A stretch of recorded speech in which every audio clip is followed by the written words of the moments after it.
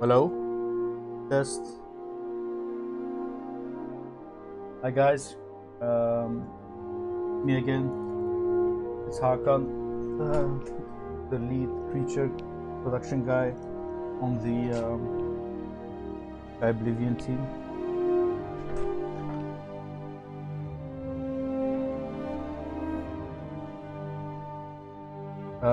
As some of you know, last week we kind of lost 4 hours of work after Maya decided to turn off autosaves by default. But luckily we have autosave enabled this time.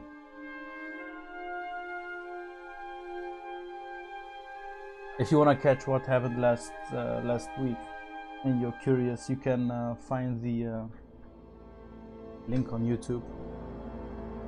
But let me just quickly open a window. It's getting hot in here.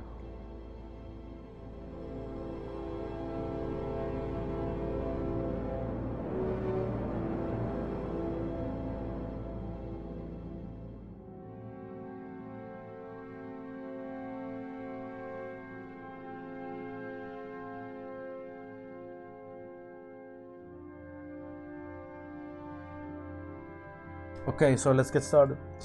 Last week we decided to complete the armor on this guy. 2 weeks before we worked on his body. As you can see here in the brush model. I'd say we're almost finished. I'd give this episode to finish the armor, the next episode to finish all the bakes, and the episode after that to actually texture it all. And maybe like 1 or 2 episodes for the texturing.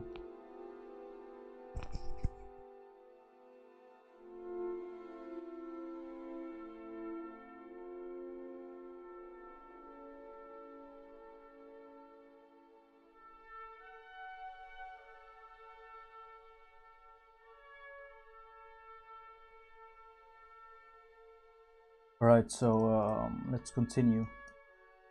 So the thing I want to get finished this week is have all these armor plates on retopologized.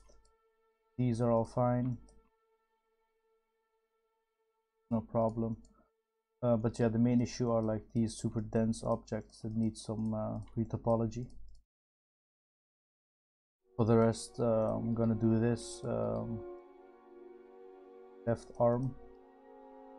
Not sure what the original creators wanted this to be.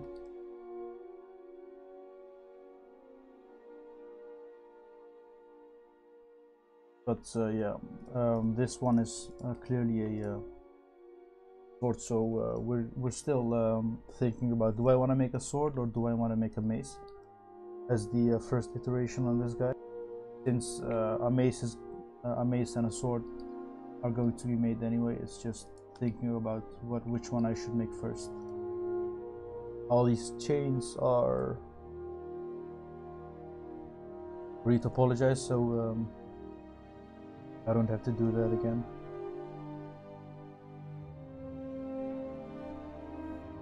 On all these chains. So yeah, let's get started. I need to find a way to actually find a way to merge this plate on this plate over here, because now it's just there and not necessarily attached to anything. So I was thinking of maybe like some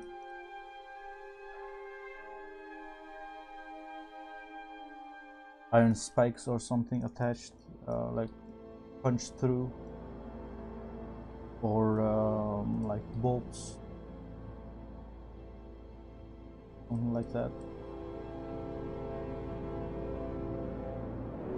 But yeah, the chains are finished, and now it's just doing this, which I will proceed to do now.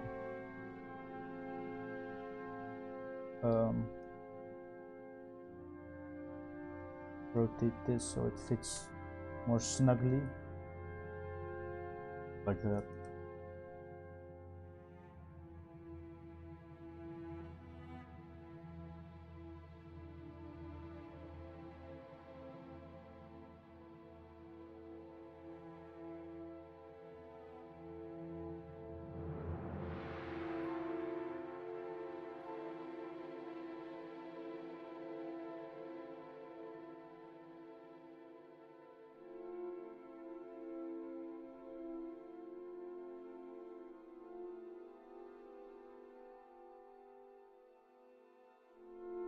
Why is there no sub button?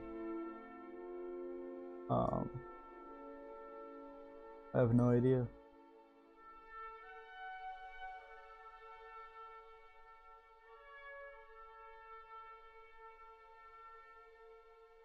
Alright, so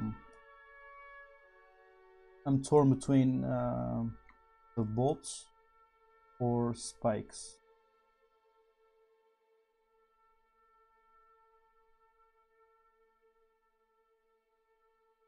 Let's try spikes first.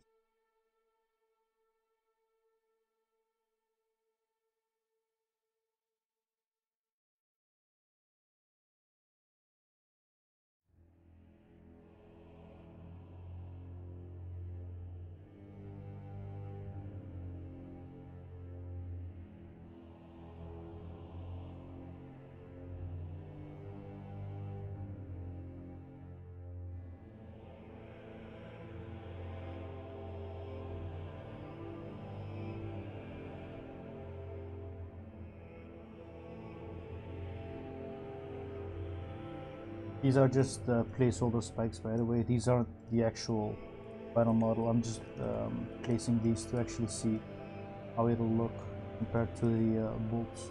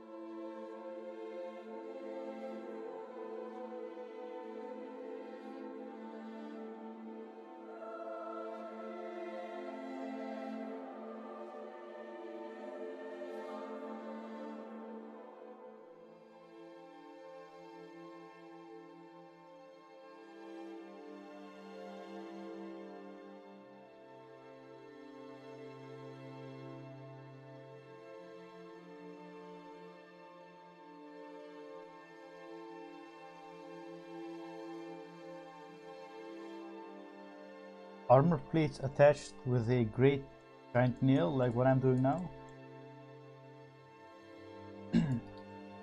Yeah, this might work.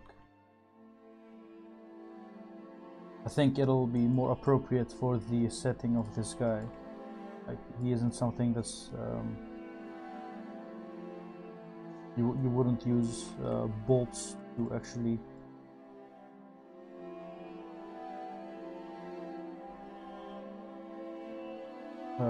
you wouldn't actually use precisely made bolts to actually bolt his armor together. I would see this guy just being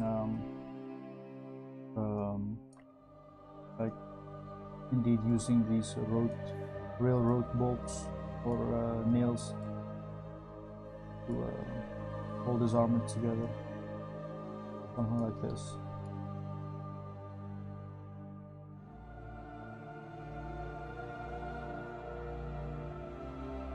But I have a feeling that if I want to do these railroad spikes, that I also need to place a few in him.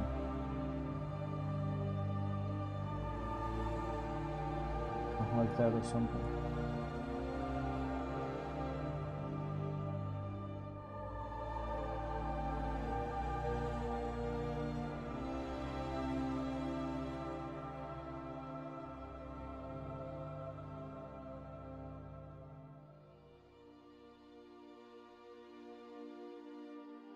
I don't know, maybe it'll work, because this kind of resembles that he's pretty tough, and shooting these things at him won't deter him from his goal. So I'll maybe even do some arrowheads lodged in between there that like people broke off because it was getting in his way. Like the actual necromancers pressed on his off button to actually take out the arrows because it was getting in his way. But the thing didn't care, it just continued to fight on. But the necromancers were like, if we break these arrows off, maybe he'll fight more effectively. So they proceeded to take it off. Yeah, alright, I think that's what I'll do, because it actually unifies the whole monster, because now we have a lot of spikes here on his armor, and the armor separates itself enough by actually being metal and this whole thing being skin. So we don't want too much separation, that meaning that only the sharp objects are on his armor. So I think I'll place some of those broken arrowheads or railroad spikes into his skin to actually bring it all together.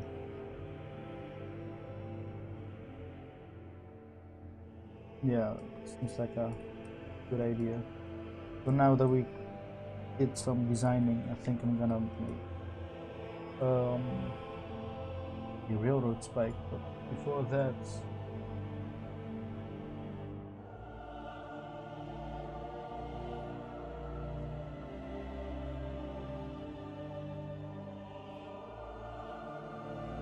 evil nails. So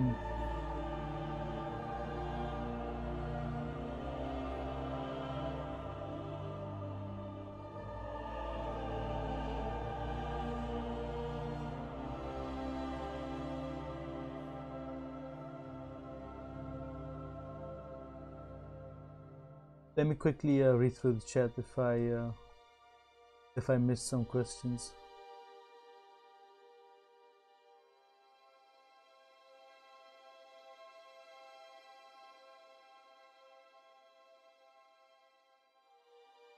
Right.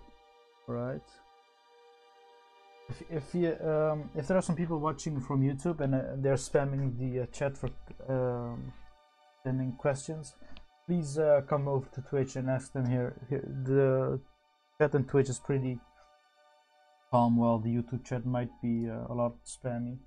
So it's a lot more difficult for me to actually fish out useful questions from there. I think I like how crude these spikes are. So this will be a nice addition to the reference folder that I need to open.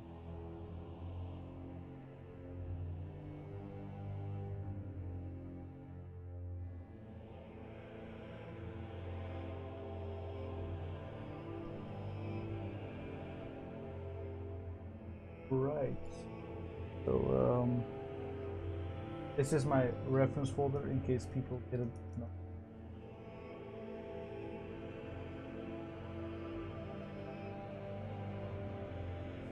It's like a huge plane that I can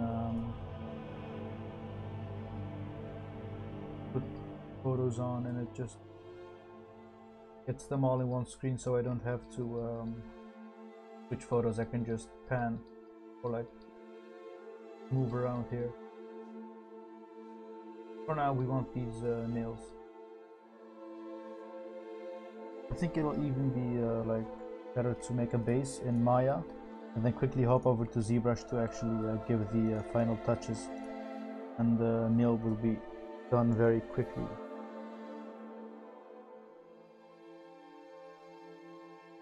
Not why isn't it?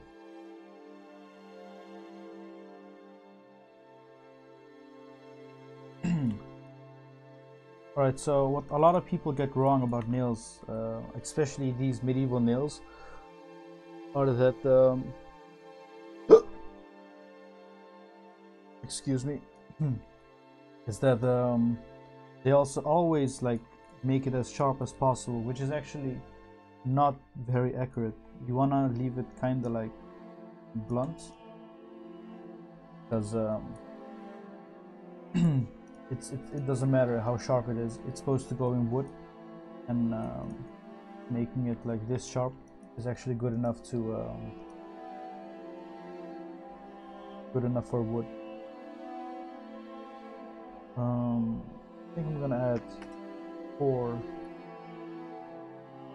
to actually give it a kind of like a rotation.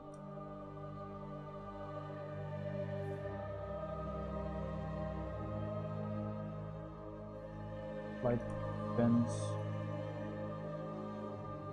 so it's actually apparent that it was made in medieval times.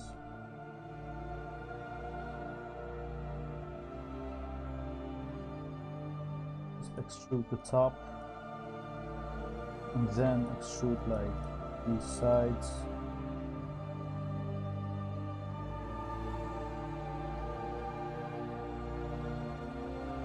Alright. This is the base of my nail. Could be even a bit longer.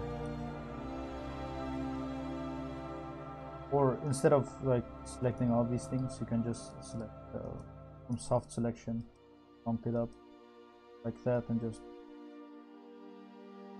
come down. I even think like these edges are a bit too thick, so moving these inwards might help. And so now we created something like a very crude nail of some sort, but I wanted even looking better than this. Quickly for Gatekeeper nail.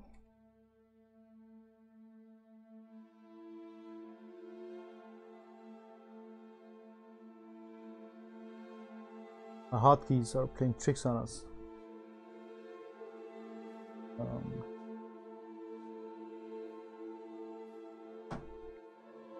Okay, so just because you guys missed it, I'm going to can't see my mouse. Oh, here it is. Because you guys missed that, I'm gonna redo everything I just did.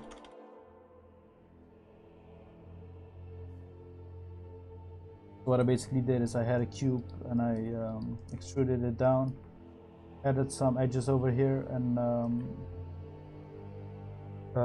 gave some rotations to these edges just like that to add some bit of randomness, because you have to assume that this nail was made in medieval times. So because it's made in medieval times, it's very crude, and they just want to pump out a lot of nails that are like good enough, but not like industrially perfectly made nails like today.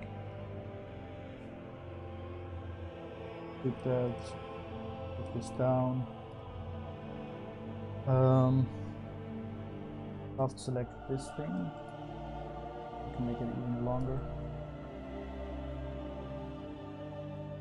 That. And for the final touch, actually just peel this inward so looks even more busted up. And now we can extrude this, export this. Gatekeeper nail. Looks like a good name. Import this bad boy. Enable to open file. Hi.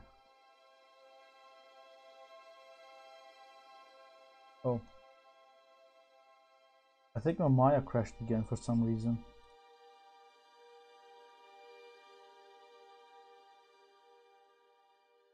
Oh no, it didn't. I almost wanted to kill it because I'm impatient like that. And now oh yeah, it was busy exporting. Okay. So now what I'm gonna do is gonna find my pen. Because this nail is pretty basic, I don't want to spend a lot of time put a lot of time into it. I'm gonna dynamesh this like an insanely high rate. use the what do you call it? The flatten brush. Just flatten the tops. And of course, I have my reference next to me. Make these edges very crude.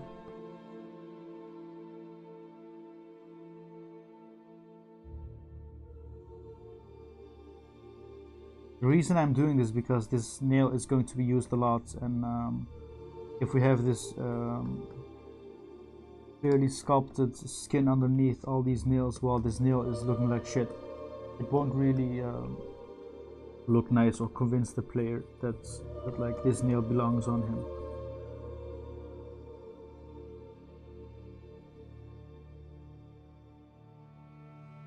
That make sure that there are no polygonal edges like this. It's super crisp, and you almost never want this. If you can get rid of it, I say yeah, let's get rid of it, because it looks very like, oh, this is the polygon edge. It's really noticeable in games. I notice it all the time. So I make it my personal quest to actually never make that mistake myself. Not necessarily that it's a mistake, because sometimes it's just a must. Sometimes you can't get rid of it.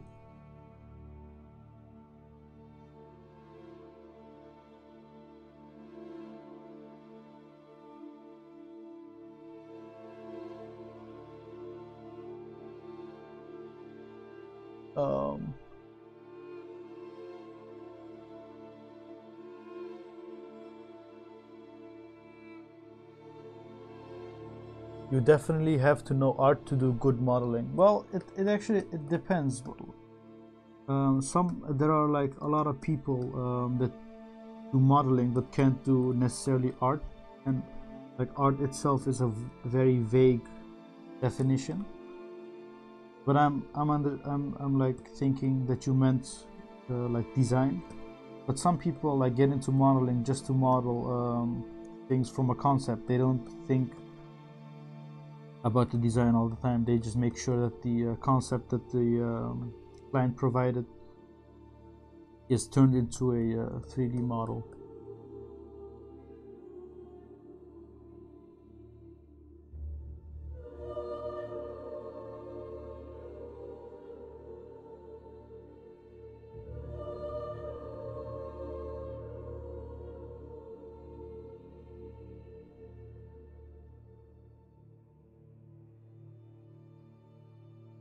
So what I'm gonna do now is duplicate this.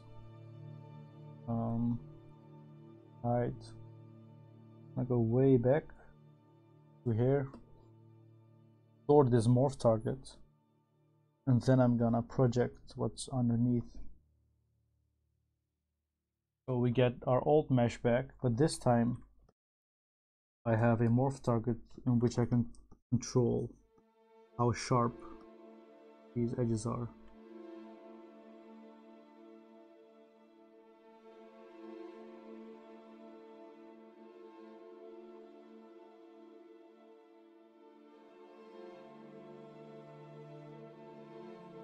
Like this.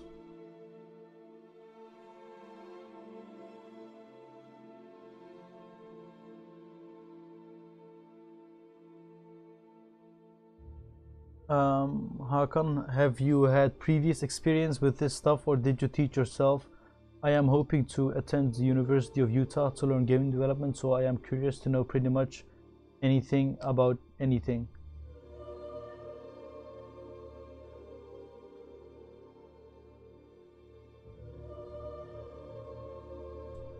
Well, alright. I'm not sure how many people heard this story, but I'm gonna tell you the story of how I got into art.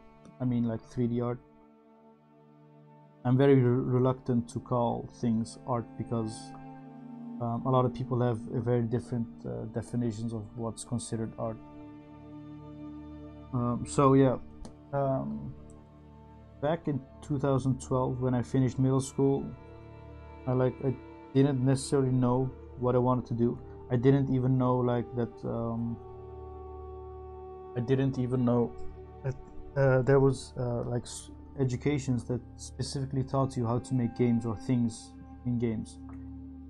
At that point, like making games was something very magical to me. I didn't think very much of it.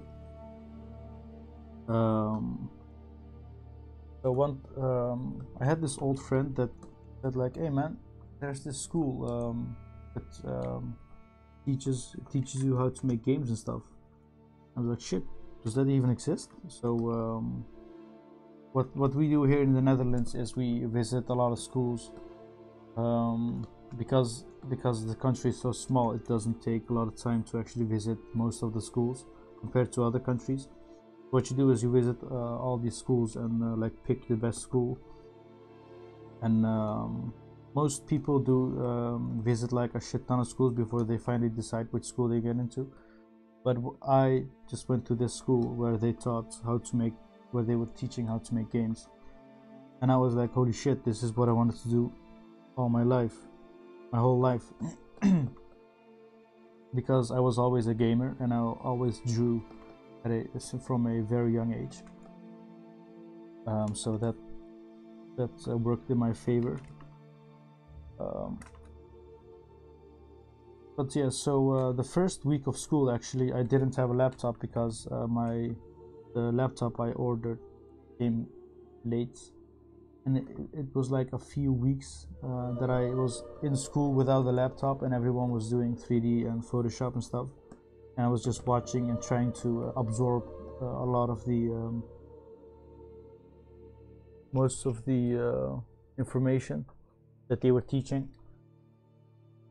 And I was actually interested in doing 2D then, like concept art, mainly because I used to play a lot of League of Legends, and I always liked the splash art they made, and I was like, oh shit, I want to do that, without realizing how difficult that was, and how there isn't a lot of work in that field of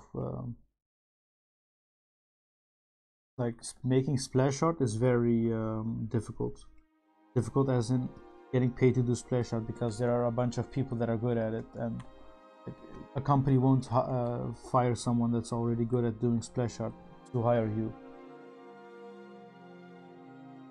So where were we? To summarize, I got onto this school. I didn't have a laptop for the first month. I didn't know anything. 3D I didn't like 3D because it was difficult. So when I finally got my laptop, I decided to actually follow the classes, and like always still interested in 2D. This is my first year, by the way. Just interested in 2D, trying to be as good as possible, but like it never worked. And my mentality at that time was a lot different than my mentality now, and it was mainly like I wanna see results now. I want to see results as quickly as possible. So when I drew something and it looked like shit, I always had like a very pessimistic approach to it, and saying like, oh shit, I'm not gonna do this anymore because I don't want to disappoint myself. So then I tried 3D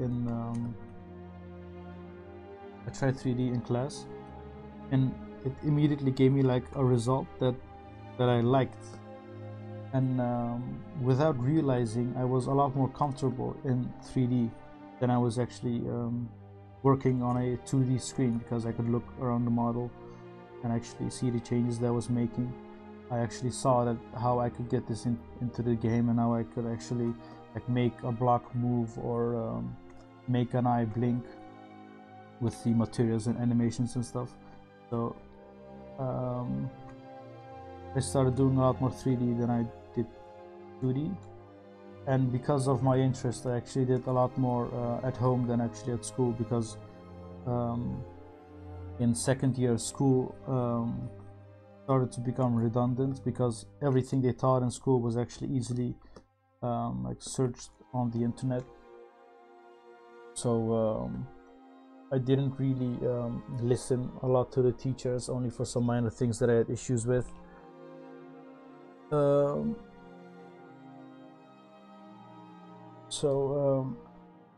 At school I was just continuing what I was doing at home, which is like my own ideas, finishing my own models.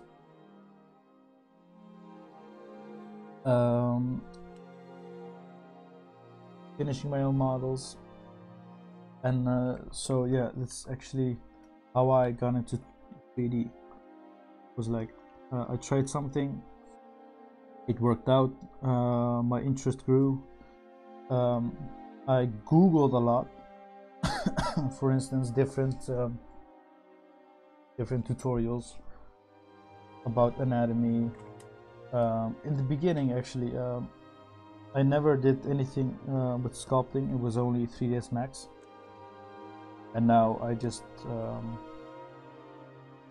don't even use 3ds Max anymore. I completely switched over to Maya.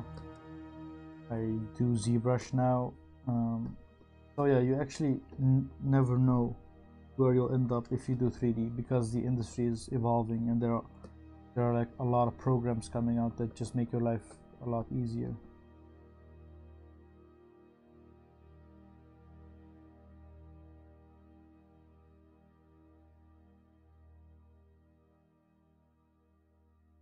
Do a lot of 3D artists also know how to draw concept art?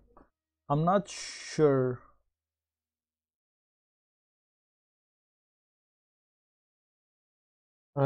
Like for instance, as I was talking before, like some 3D modelers just 3D model because modeling is fun for them, but some 3D modelers 3D model stuff to make their ideas a reality.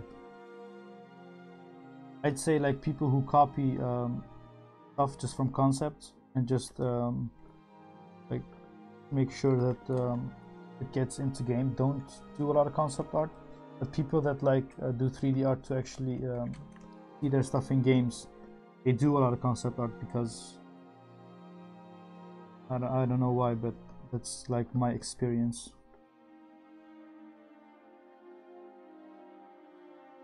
So this nail is done. Let's see, high poly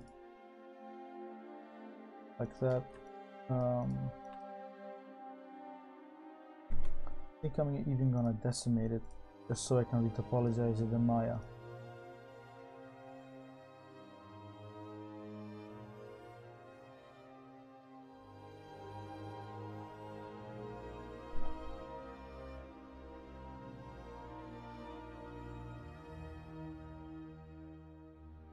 So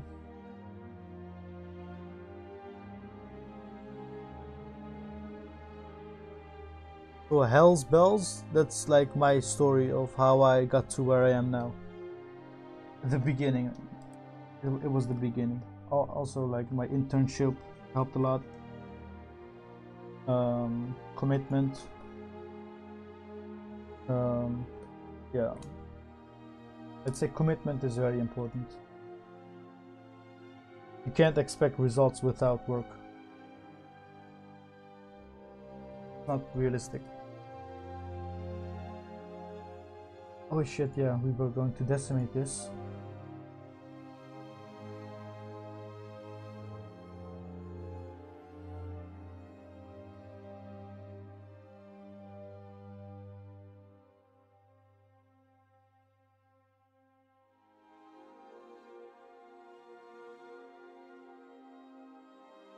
I'll decimate this so my Maya won't crash and lag. Export this. Gatekeeper, nail, decimate.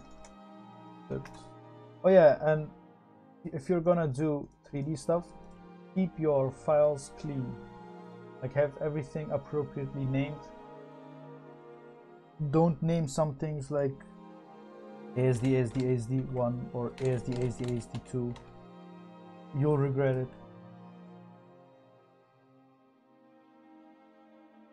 I used to do that, and it became so bad that I named things like ASD1, and when I hit OK, it said ASD1 is already in use. That's like the point where I realized, get your shit together, man. So let's import this decimated nail.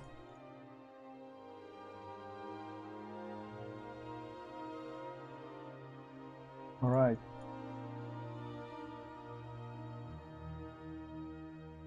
So what I'm gonna do now is I'm gonna click on this decimated nail that I have underneath this low poly. I'm gonna make this guy live.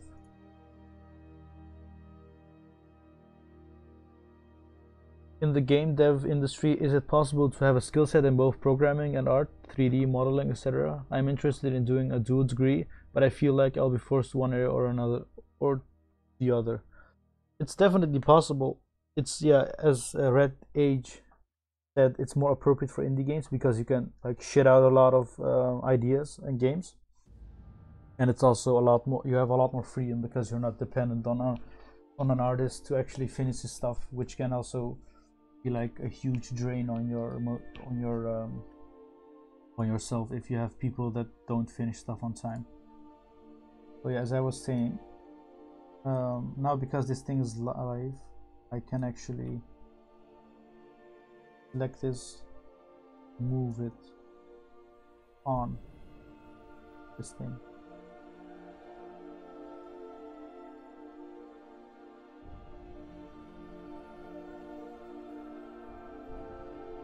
So yeah, I can now draw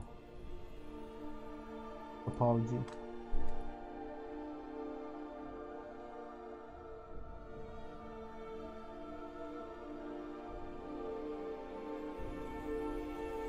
Like, oh, like this? Yeah, like this. So yeah.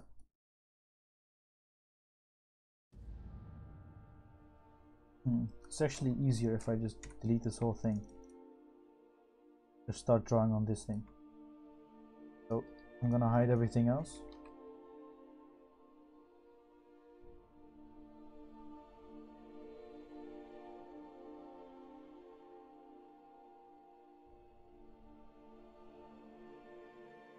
Yo, I'm learning 3D art and love it, but absolutely hate 2D art. Am I screwing myself?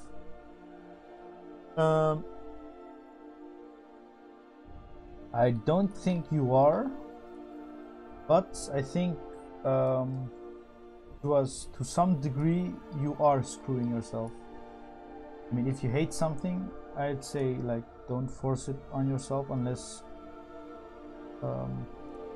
you have to do it, or else like you go jobless or something. But my advice is definitely also try to do some 2D art. You don't have to be super good in 2D, but just enough to express your ideas. And a lot of times, like, people think that concept art is what you see on the cover of a game or something. Like, concept art has to be like super amazingly beautiful and just like super over the top renderings, great, amazing, holy shit. But a lot of the time it's just sketches and trying to find an idea to actually iterate upon.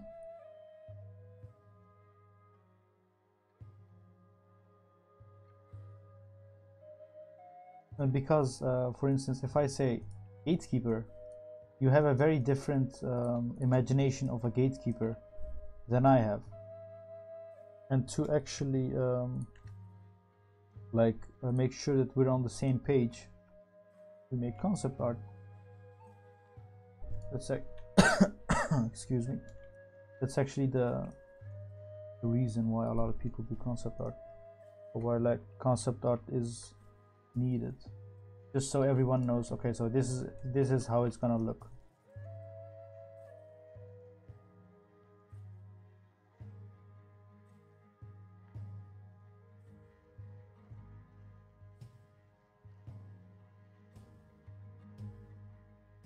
Is this Maya 2017? Yeah, it's Maya.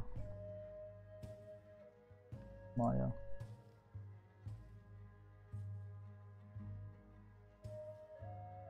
I hate how This retopologizing tool for Maya can't use triangles.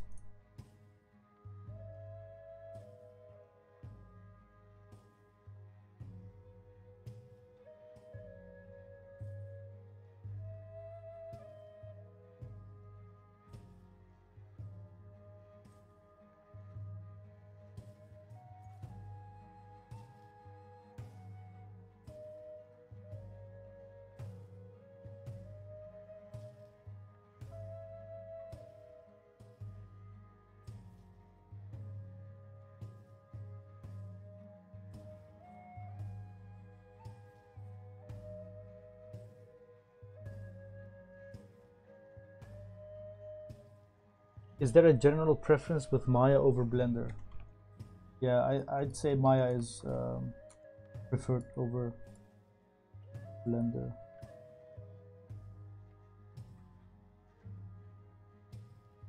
Blender isn't widely used in the industry, while Maya is.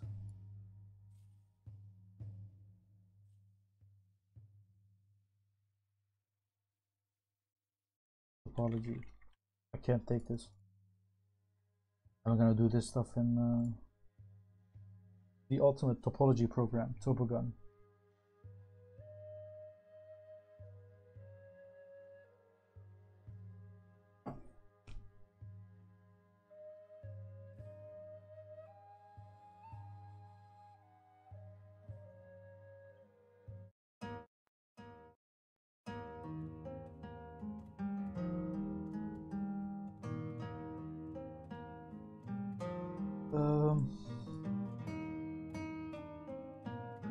Skyblivion. Nail decimated. Finally, program where I have full control in.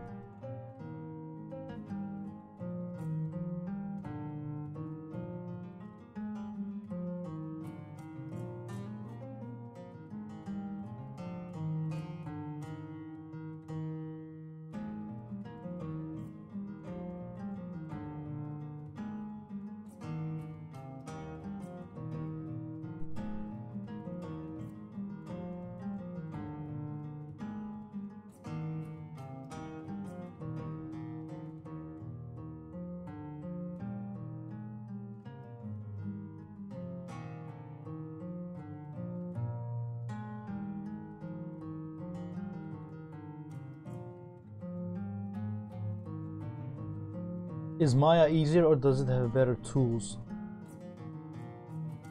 I heard that stuff a lot, like which program is easy and which ones are hard. But there are actually, all the programs are just easy to use. Some are just have better UI or like are more user friendly, I'd say, because you actually need to look at what the program can provide you instead of looking like how easy is this program. At least that's how I look at it, because if a program is worth learning, then the tools are probably worth using to actually start learning how to use the program. And the reason I learned decided that my time invested in learning Maya wasn't wasted was because Maya is a lot more tablet friendly than Beat Max was. And also my intern, the place where I had my internship, used Maya a lot more than Max. There was also a moment where I decided to actually start learning Maya there. But the main reason was using a tablet with Maya was a lot easier.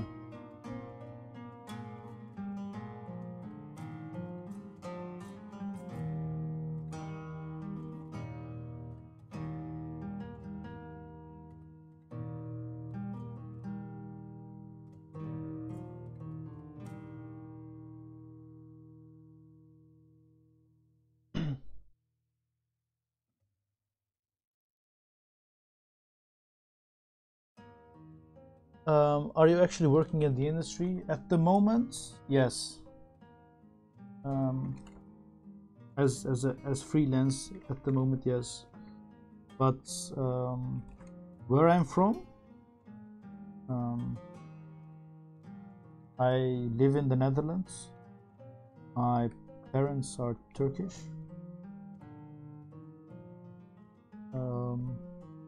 I do know Turkish. I can speak it well enough to understand other Turks. Yeah, that's it.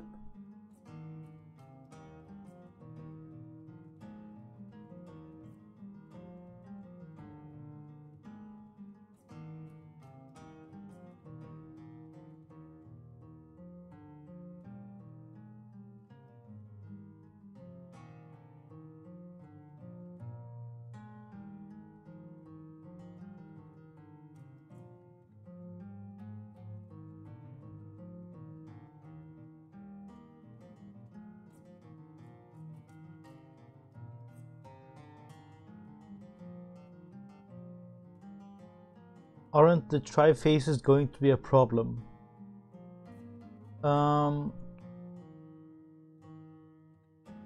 Why do you think the triangles will cause a problem here? I'm not trying to like catch you on the spot, like, hey, I got you, but I'm just like asking, like, why do you think that? Because I think that you, I think I know why you think that, but I just want to make sure so I can give the proper answer.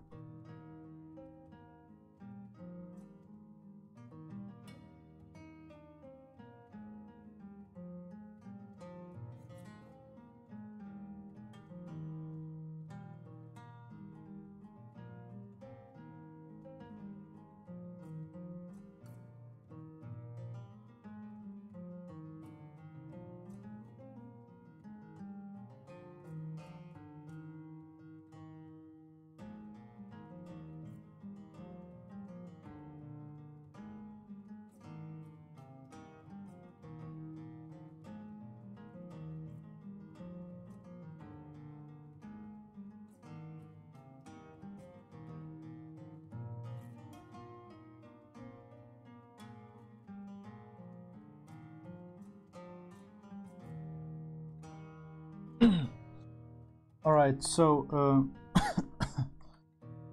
from my understanding, and I haven't run into any problems through this understanding, is that you only actually need to use quads if you're working on something that's going to be heavily animated.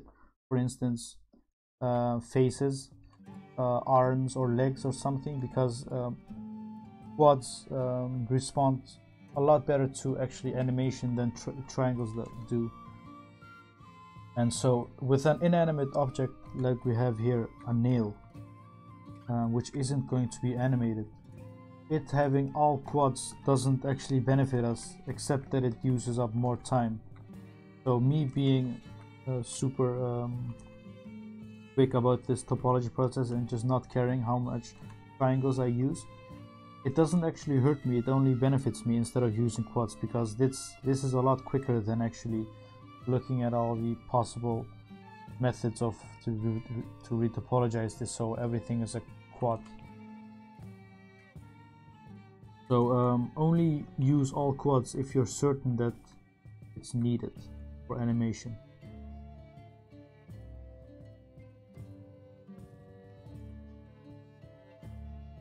Also, using all quads can help you with like smoothing out and making the high poly, but that's a different subject. That's something different. If everything was in quads, it's like if making triangles and quads took the same amount of time in some freakish universe, then I'd use quads all the time, but it doesn't. Triangles are a lot faster to work with, so that's why I'm using triangles now. Quads are indeed like a bonus, but it can be detrimental if you only focus on quads while you can be focusing on triangles. Kind of like try to min-max your production, and as of this moment using triangles will get me more than using quads.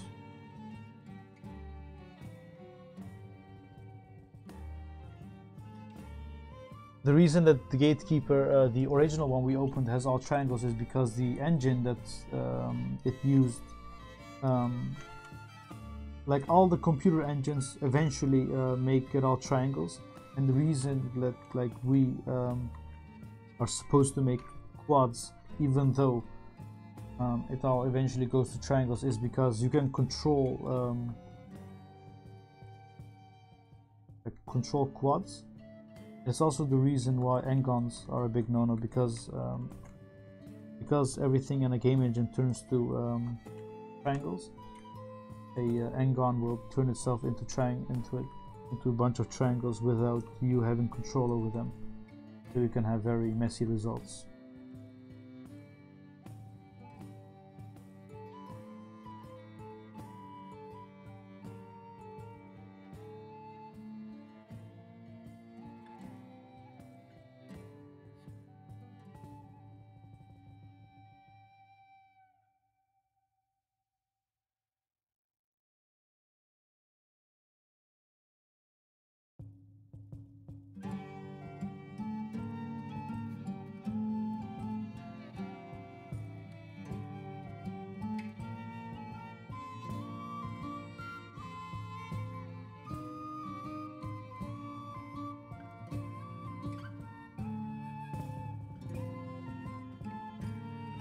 Yeah, n-gons are faces that have more than 4 vertices, more than 4 points.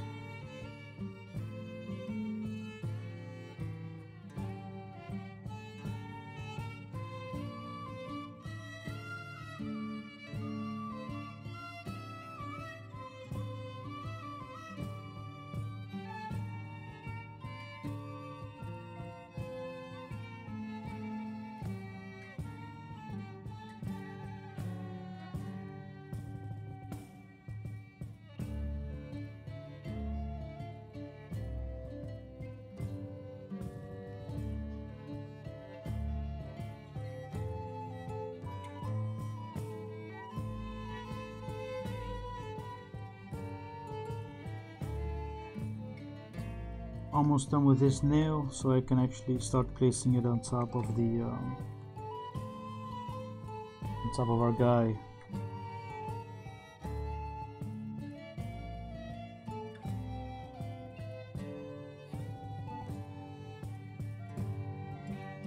What a wonderful nail. Alright, so that's the low poly.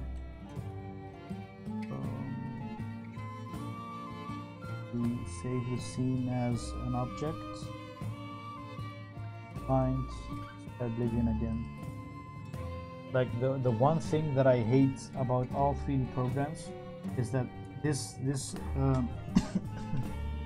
window that you see here almost never remembers where you were last time, and so every time you have to search like, oh, where were my files again? And if you count, if you like add up all the time that you lost because you were searching for your files, it's an inexcusable amount of time.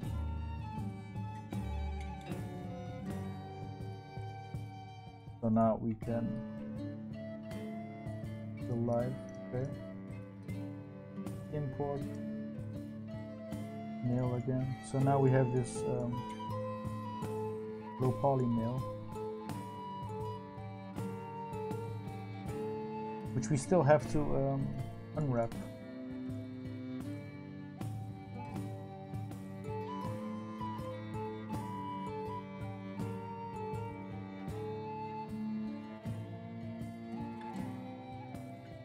So that's a low poly mesh. This is a low poly mesh, yes. This is not. This is decimated. This is the low poly. Smooth everything. Open the unwrap. Oh yeah, and I also love the unwrap system of Maya compared to Max. I always thought Max was better, but then I learned how to unwrap in Maya, and holy shit, man. Uncomparable.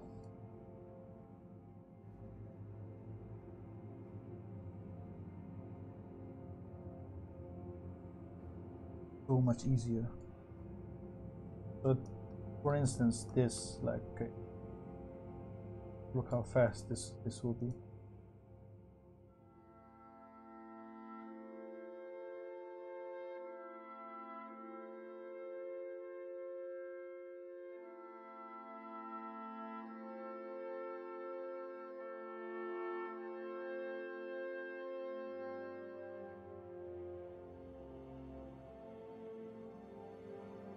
Done. This lower part unwrap. Done. So fast.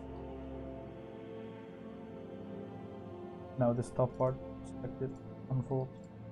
Does that because this thing goes back. Yeah, it's never mind. Does that because yeah, it's hard. It's difficult to explain why it does this. But to prevent this, I am going to split this mesh in two because, or yeah, split this into two.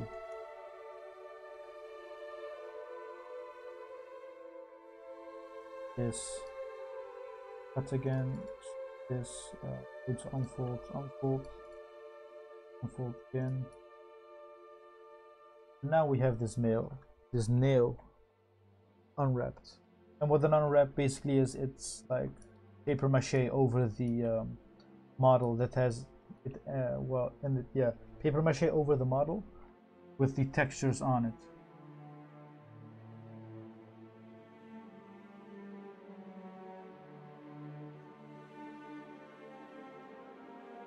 And select this all again. Automatically layout, because I'm not gonna do it by hand.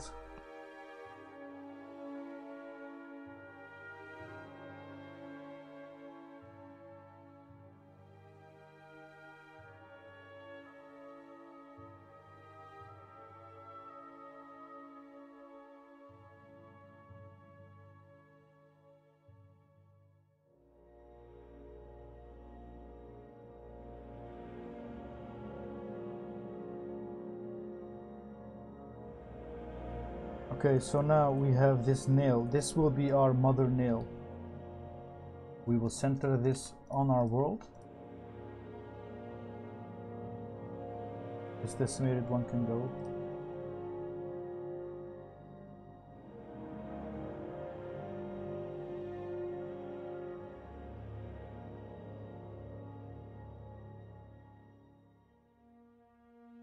Oh yeah, I guess the only bad thing about Maya is like these things. Maya makes these groups, and these groups are kind of like your history. Everything that you do are in these groups. For instance, if I select this and I do I merge these, it puts them in a group, and if I like delete the history, it deletes that. Super annoying. I have to delete these things, and sometimes it does stuff like this. I have to reassign the material.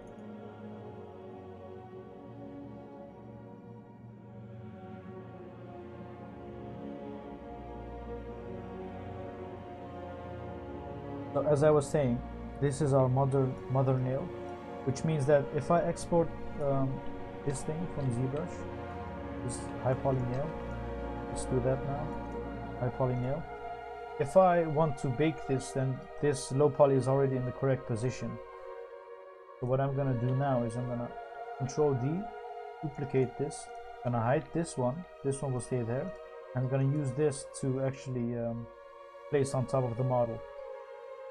And because they share the same UV space, if I bake, if I texture on this one, and all these nails that are positioned on top of this thing will share the same textures, even though I scale this.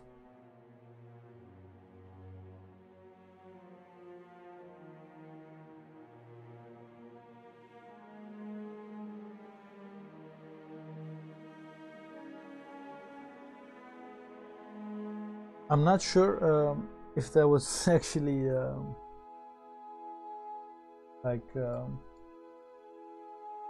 not totally convoluted, because I'd say it's something that only 3D artists can understand, why you would do such a thing.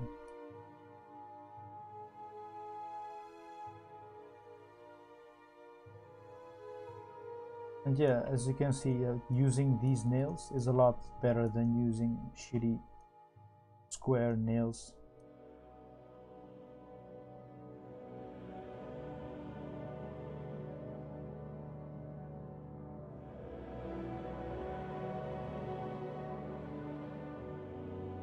And also I'm gonna like delete what you can't see, what you don't have to see, because it's only extra rendering for the computer.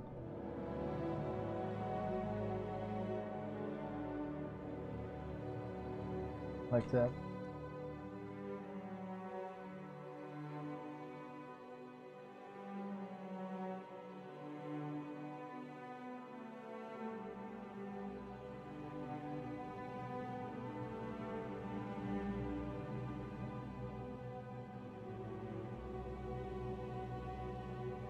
Yeah, hell bells. It would be cool to do that, but unfortunately we're not making a standing gatekeeper. This guy is also gonna be moving, and we can't animate him whilst the nail staying in his flesh. We have to make a compromise.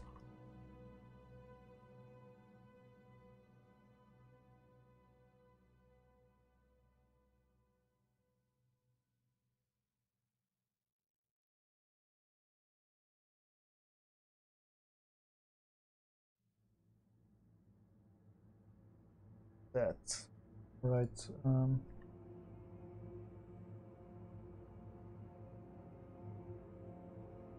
Page. I modified the original one. Let's say this is our second original. Alright, so we're gonna build our nails with this nail now. Still sharing the same UV space though, so nothing is lost.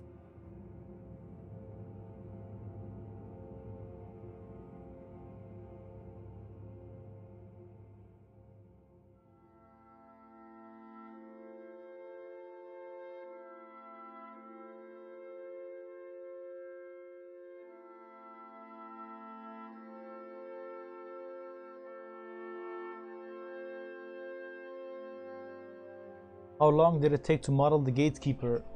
So this is our 6th week. Our first 4 weeks were 3 hours each. So that's 12 hours plus 4 hours, 16 hours, plus this week will be 4 hours, 20 hours after today. Which isn't a lot of time actually. It's okay.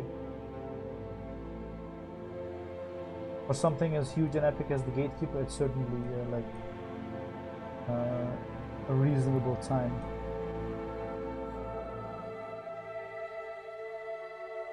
I could be totally wrong. It could be more than 20 hours, but there is a everything that I'm doing here or did on the latest streams you can find on YouTube if you're interested in the other parts. The other parts are very similar to this one, as in I also give instructions on how I do stuff and talk about everything or something.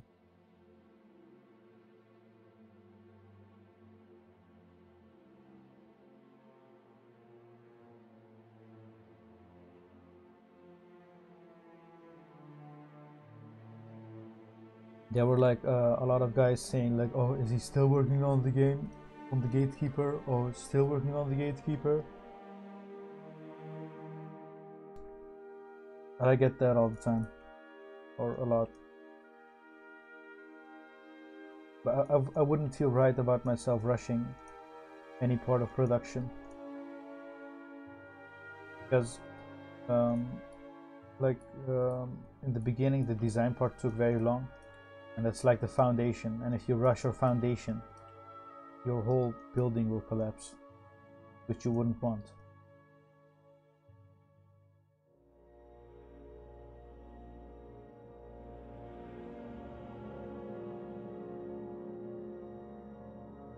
Will Mehrunes Dagon get the same attention as the Gatekeeper?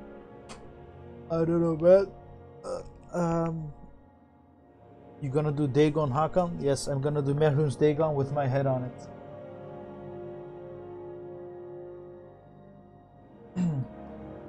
It's going to be like how South Park does Saddam Hussein or Mel Gibson, but then in Oblivion.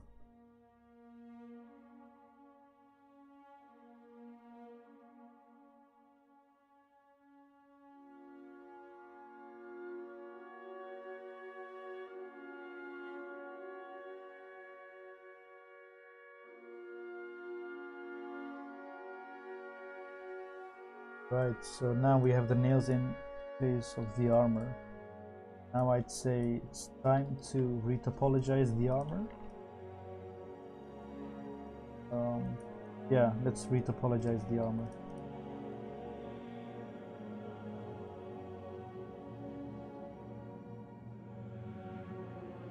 Or should we?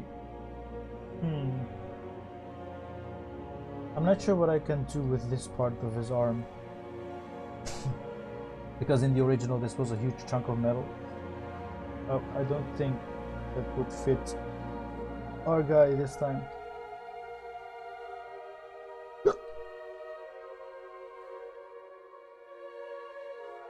But yeah, first things first, let's retopologize this bad boy.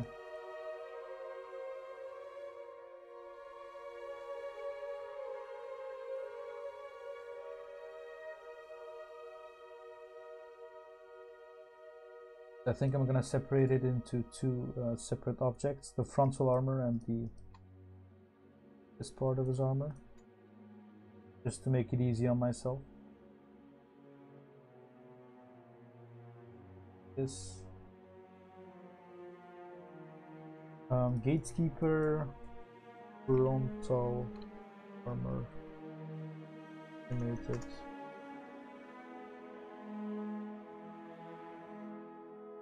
Is it possible for these fresh models to be imported into Oblivion's engine? Yeah, should be possible.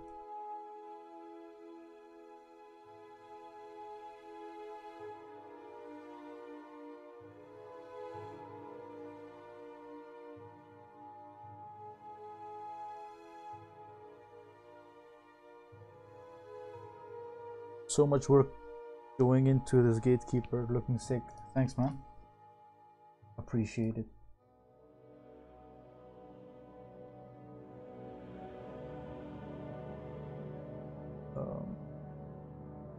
Let's open Topogun again.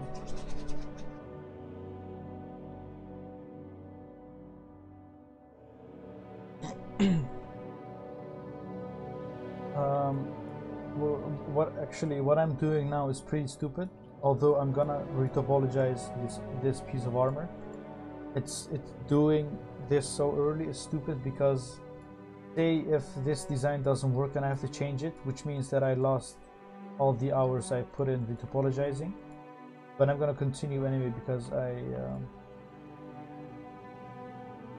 like this armor and I like this enough that I'm gonna base these two on this middle one. So you actually want to have everything sculpted in and based in before you actually start retopologizing, because anything can change at any time and you wouldn't want to waste hours of retopology because the original design wasn't good enough.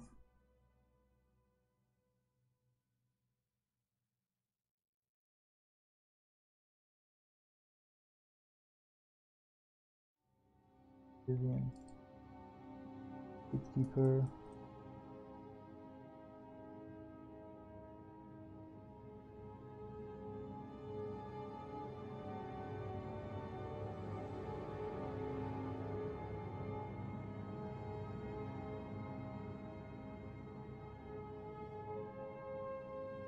I could also put more time into sculpting or refining the shapes, but I feel like that's something I can do after my retopology.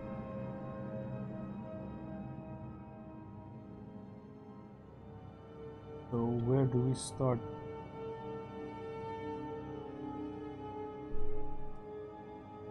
Start by importing this into ZBrush and seeing if it's actually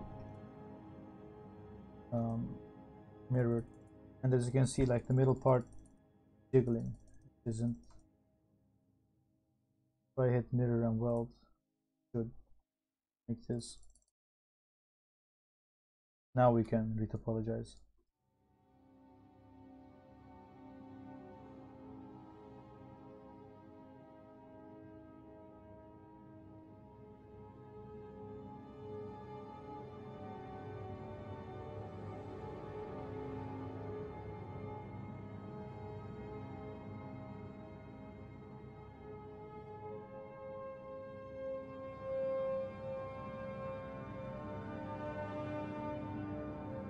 Okay, so let's start with the topology.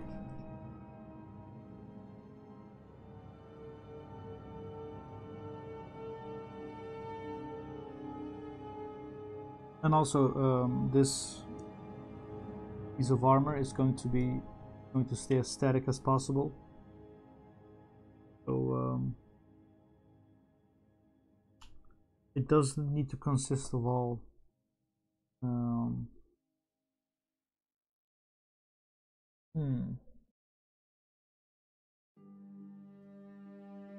I'm actually not sure. Do I want to retopologize this like all like this, just not separate, but just as one single object, or should I separate it all?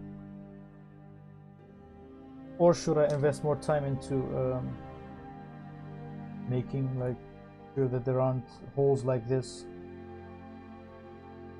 I think I'm gonna spend some time. Auto groups. I'm gonna select this, mask it out, invert the mask. I just move this in here like that, just so my topology will be a lot easier.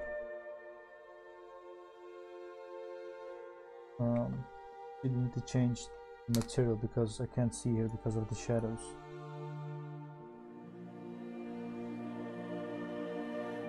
So yeah, again, this can be moved inwards like that. Never used this material before. Holy shit, it's fucking ugly. But yeah, right now I'm just making sure there are no holes.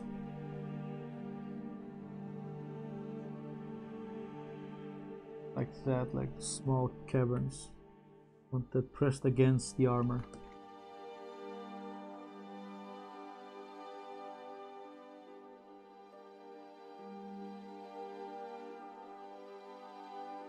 This, yeah, all right, this should help me tremendously.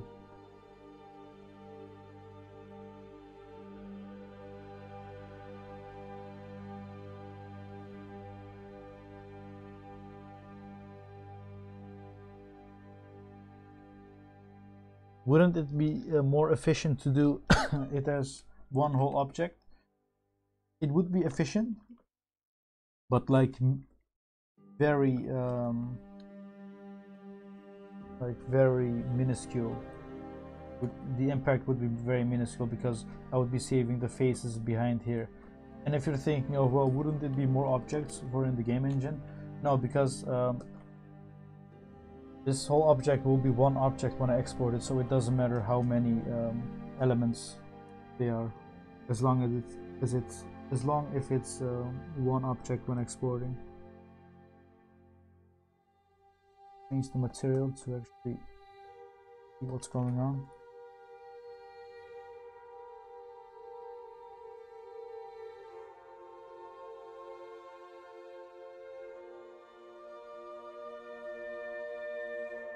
And quickly, like, just make sure that that doesn't exist. Looks a lot like eyes.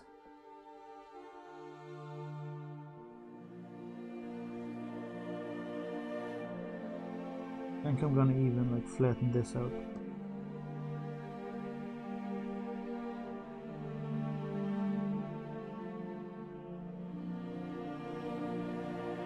I can do this because we didn't have a high poly for this, we just had a design with a decimated reference mesh. And now, by making changes to this, I can easily change the whole design. If I had a high poly for this, and if I changed this, if I did all of these things, I would have to go back to the high poly and also make the exact same changes, which wouldn't be really feasible.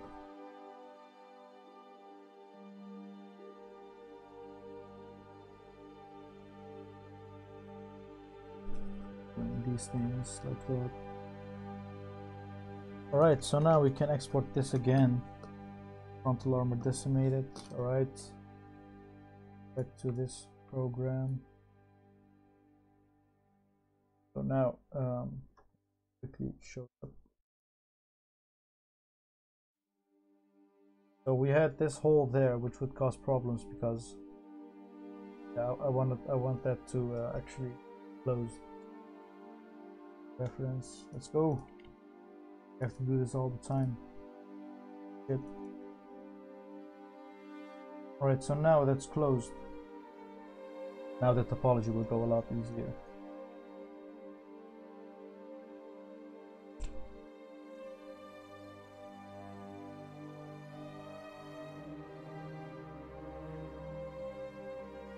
How many polygons do you save with the hidden faces of this armor? I have no idea.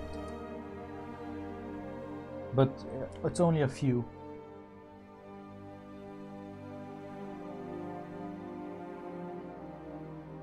But a lot of the times people are very concerned about poly count because it's easy. It's easy to be concerned about poly count. It's easier to actually lower the amount of poly count you have instead of making changes to the material or how close the object is shown, or like the level of detail, the amount of LODs it has, because yeah, it's easy.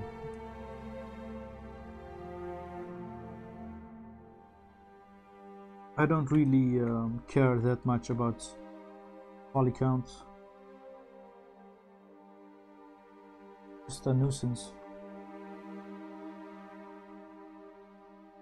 Like, I just model it exactly how I want it to be, and if it's literally too high, which it almost never is, I'll make some changes whilst maintaining the levels of detail and like the cool things on the armor, or like the mesh. I never worry in my head like, oh, is this polygon too much? Will my game crash if I start it up because I have four too many polygons? Will that happen? It's never on my mind.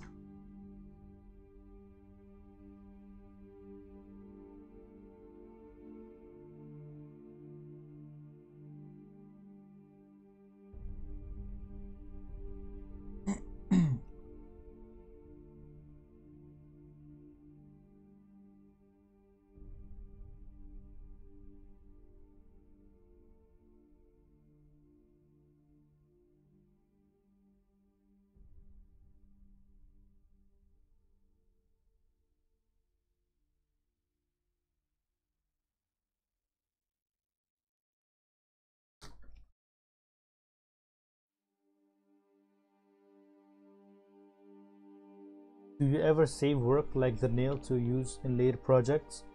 Funny thing, I used to do that, but I soon realized that this nail that I'm making now won't be good enough for the next project I'm doing because I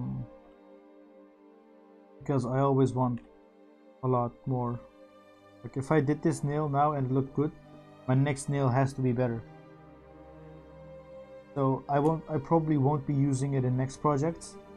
And in projects I mean like sure, I'll use it in other things in the in this mod project just for consistency's sake, but I won't use it on my personal projects because it wasn't made for that, unless it's something super minor and you won't be able to see it, just like a shape reference or something, then I'll probably use it, but not necessarily if it's going to be like in front of the camera or something.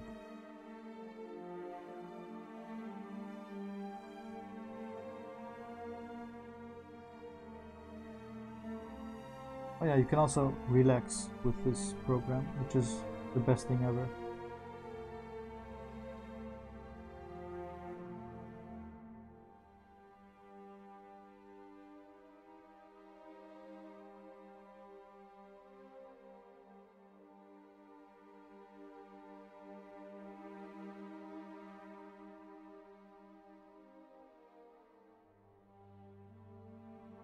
The only thing that I don't like is how tiny the gap is to merge the symmetry. For instance, like this is already too far apart. It has to be on top of each other to actually be one vertice.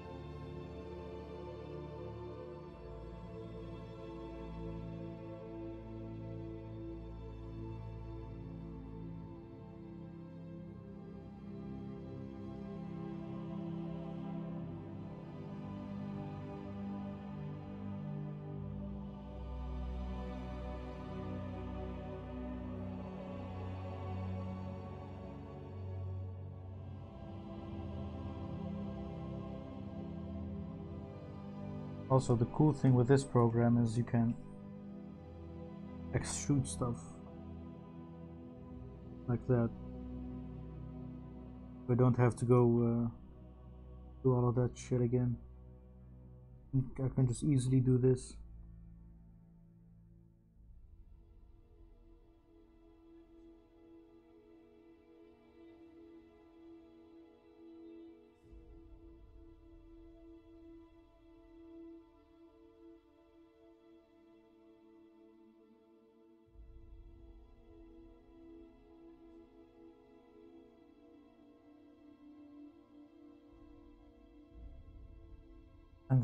And then yeah, just relax it again so every polygon is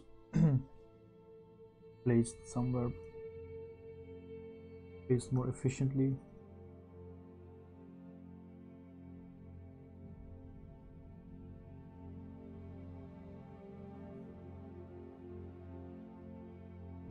Like that. That's like this part decimated or like retopologized.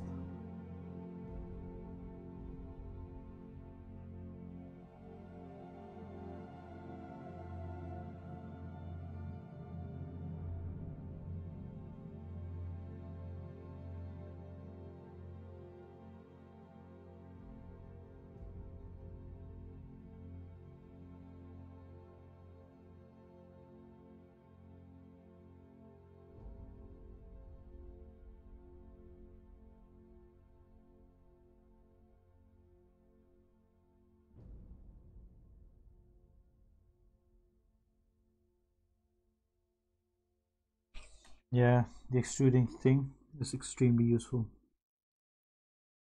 If there are like guys on YouTube that are asking me questions and they feel like they're being ignored, the space is because I don't look at YouTube. So if you have any direct questions, please come over to Twitch and ask them.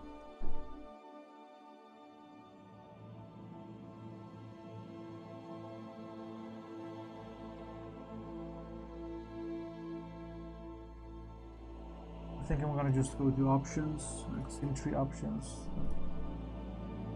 because I need it to be more sensitive. In preferences,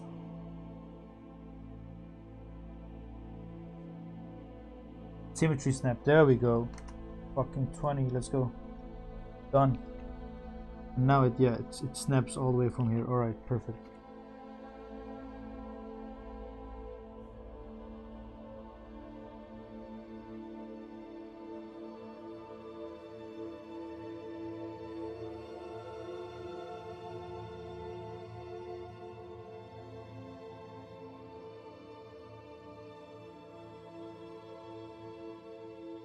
The reason I'm giving this like a triangle over here is to give the shape a bit more room to actually bake off.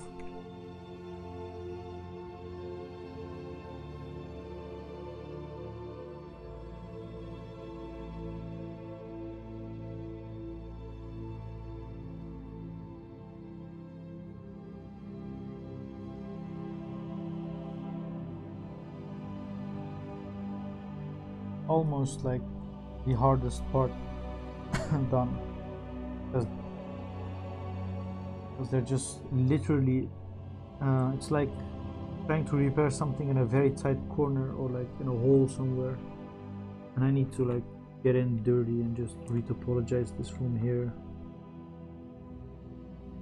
Oh, wrong screen. How the fuck did we get there?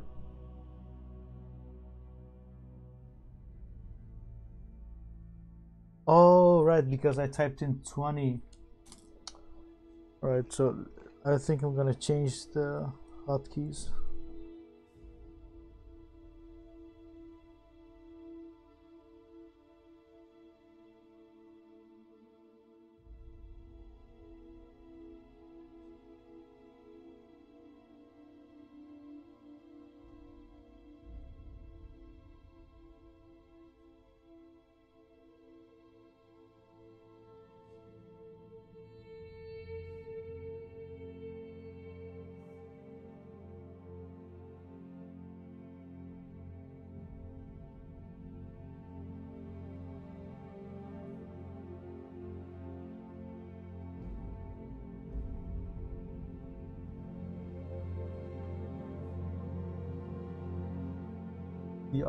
If only I could read Dutch. Yeah, he said it was his favorite quote.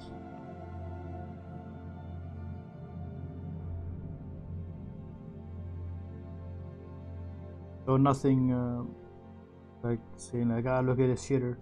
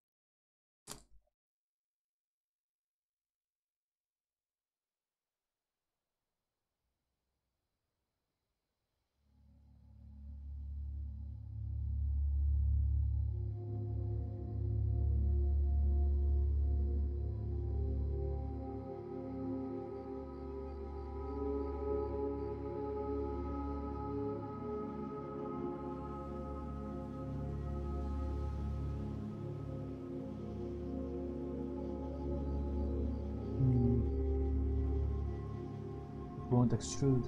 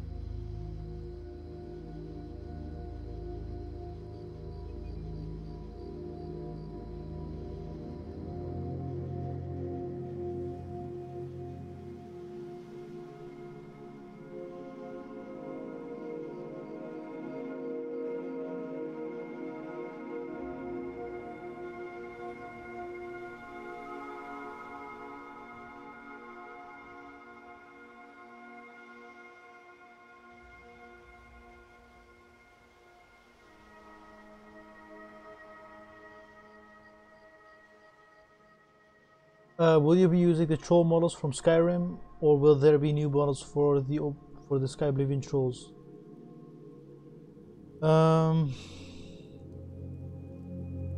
I think I'll use the trolls from Skyrim as a base because they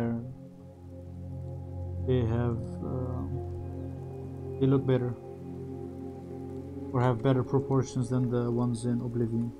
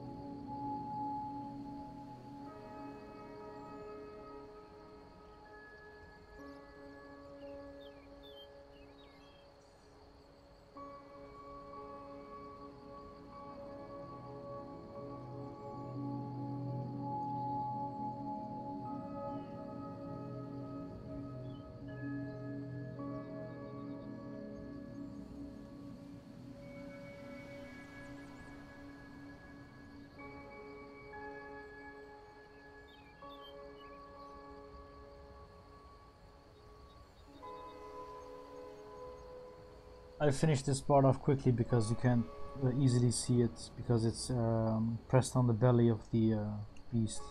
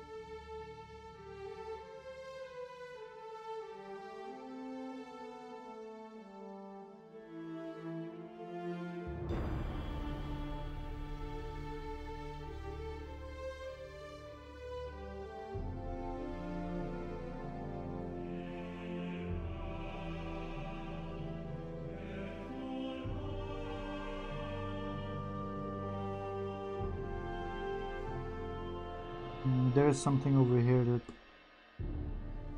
doesn't spoil. What the?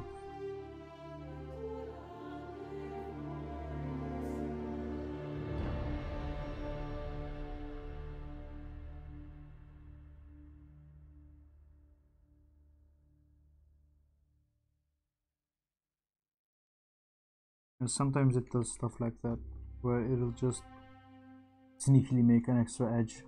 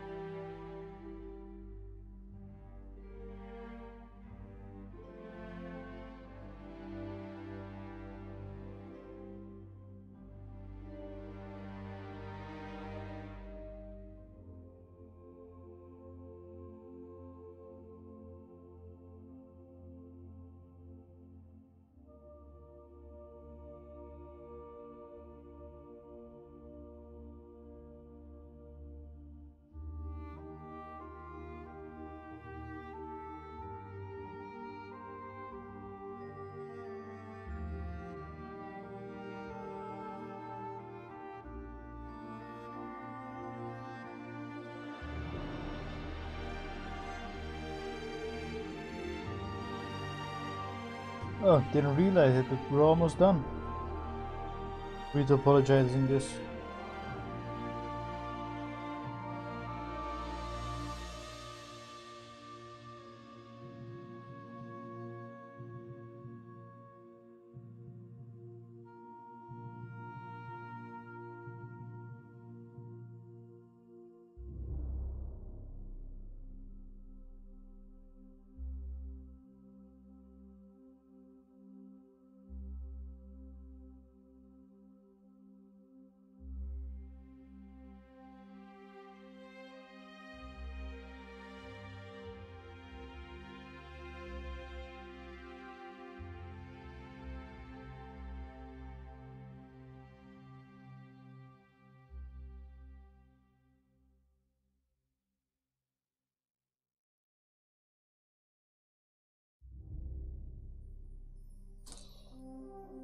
Right. Scene again.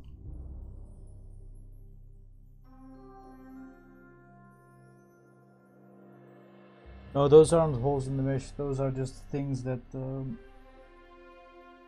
Topology didn't render for some reason. I'm gonna check them in the Maya if they're actually holes.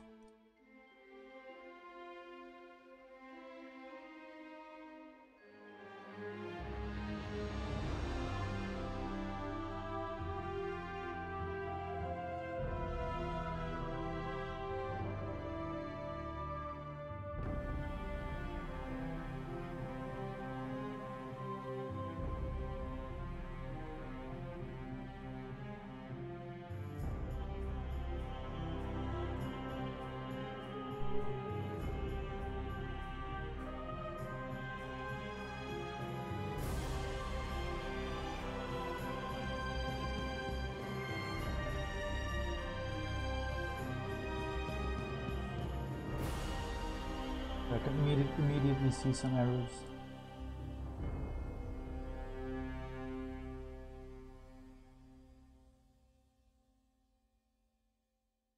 And yes, those were holes, but we can easily fix them. First, we need to fix this one.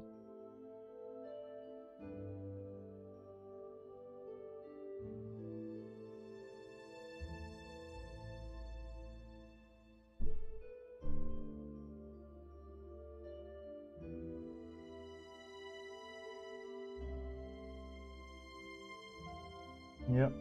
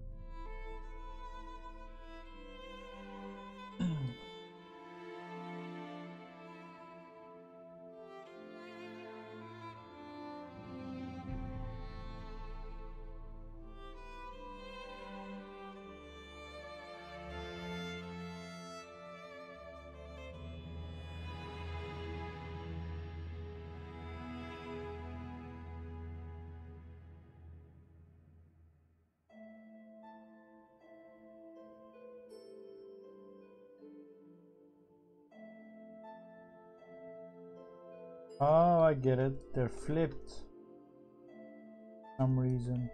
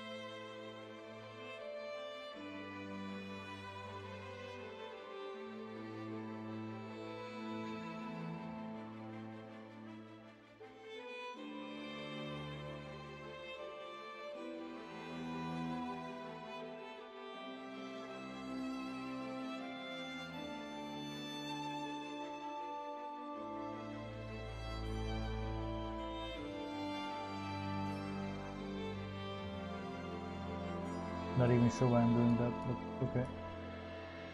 So now we have the armor, frontal armor part decimated. I mean, retopologized.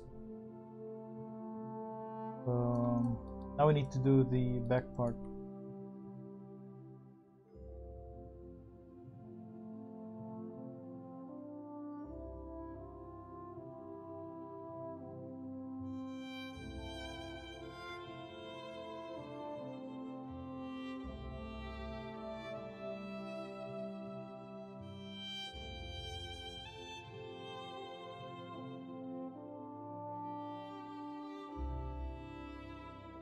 This decimated one can hide, and now these back ones.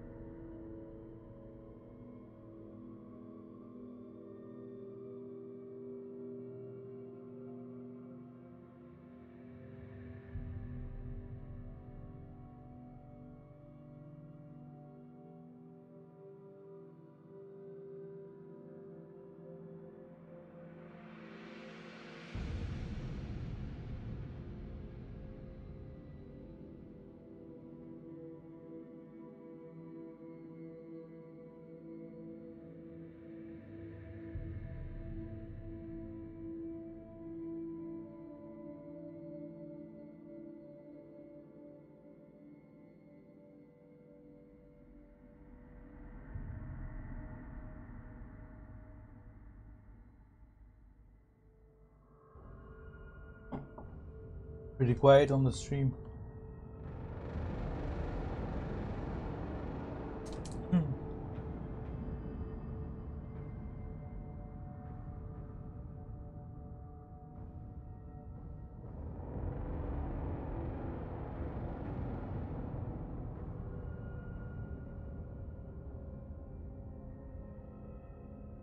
Behind armor retopo? That doesn't sound correct.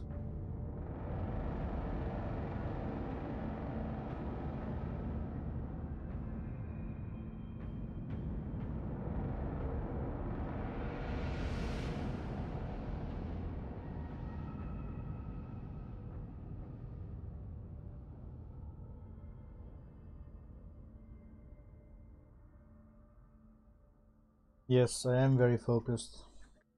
I want to get this done as soon as possible.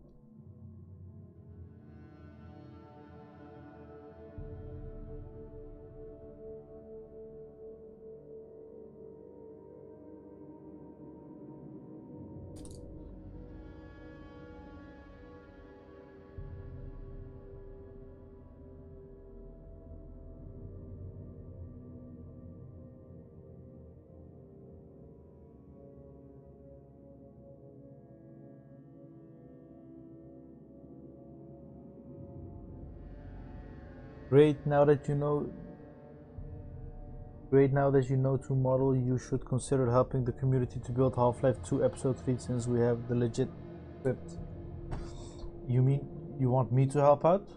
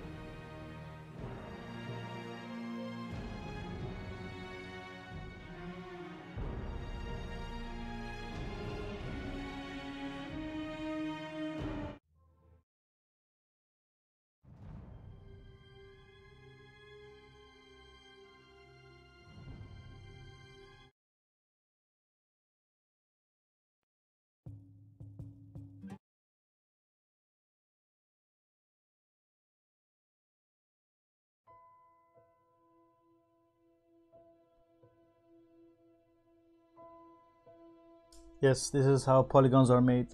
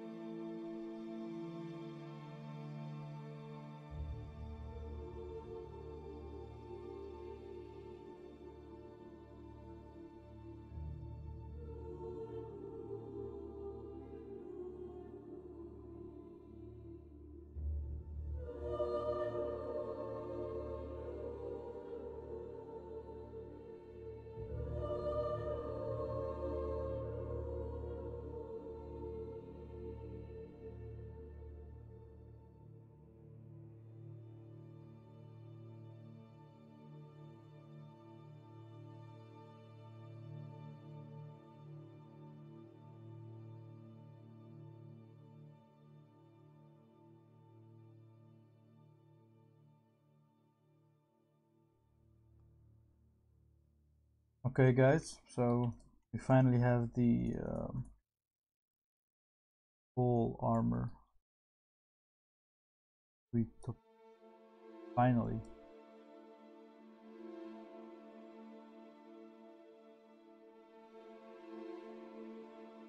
And now I'm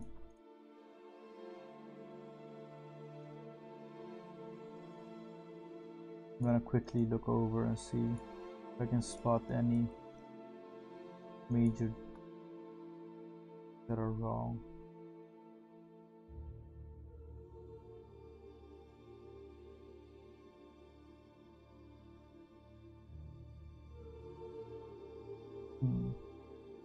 I can't see any, so it's very good.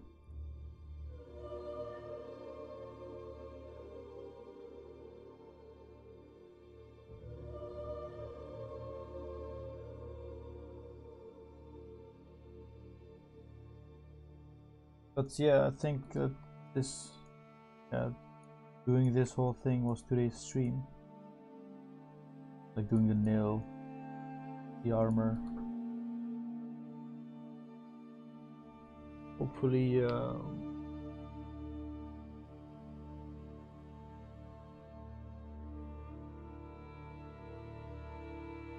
Hopefully we'll get more accomplished next week, because the whole process of retopologizing is just very tedious and takes a long time.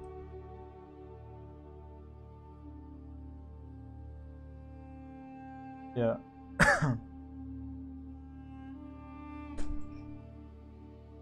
If you have any questions about 3D modeling or something else, you can find me on the Oblivion community page on Discord. You can personal message me if you have any questions about the mod or just modeling in general, and I'll make sure I'll do what I can do. But yeah guys, hopefully we'll see each other next week. This was Hakan. So yeah guys, goodbye, have a great day, see you next week.